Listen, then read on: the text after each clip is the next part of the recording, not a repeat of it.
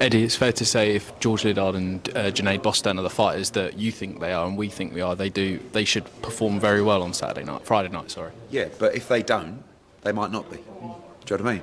And that's what I always say in my interviews after a prospect either gets beat or fails to come through this level. People think that it's harsh, or people think that it's like life is harsh. Boxing's really fucking harsh. If you can't beat English title level opposition or fringe British title level opposition, you are not for Matchroom. People go, oh, let's not beat around the bush. I want elite world-class fighters. And if you're not, you'll get opportunities, but don't expect us to double down our investment, fight you all over the world, get behind you with the team, run your social. Like, we need to breed and build stars. Now, there's also stars and there's people that can sit on undercards and maybe one day turn into stars.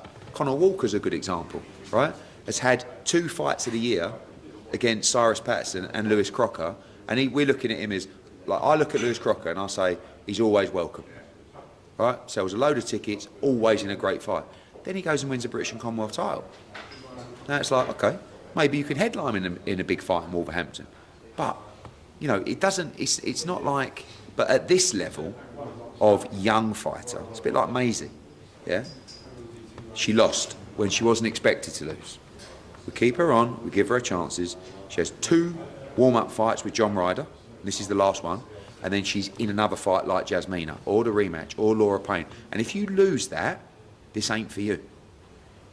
But let me make that clear before the fact, not after it. Do you know what I mean?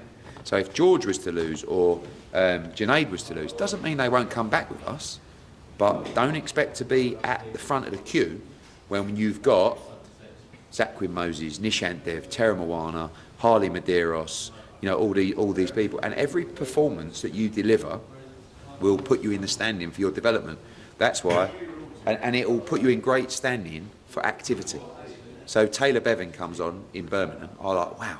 Right, I'll go to Tom Dallas, get him out again, ASAP.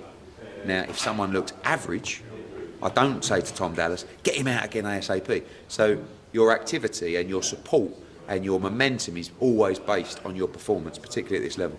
For sure as well, and obviously in the last few weeks you saw the announcement of Ben Eubank as well at Spurs. I was speaking to Alex Lugavell at Long's ABC the other day. That event has a massive opportunity to kind of, for the community engagement and inspire the next generation of people in boxing, doesn't it? It's going to be absolutely massive in April 26th. Yeah, because you get fights, like we're a little bit blinded as people because we're the hardcore boxing community.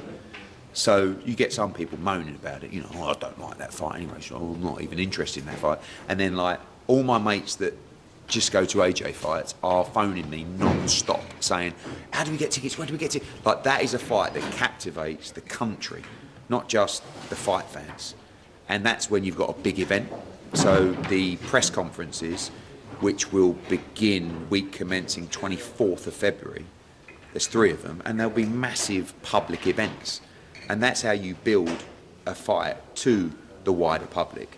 Good Morning Britain, you know, all of these outlets, you know, BBC News, these are the outlets that are going to cover this kind of fight away from the boxing fraternity. So yeah, like any big fight in Britain is just a shot in the arm, even for grassroots, because young kids are watching big fights and saying, I want to be a part of it. Cheers, Eddie.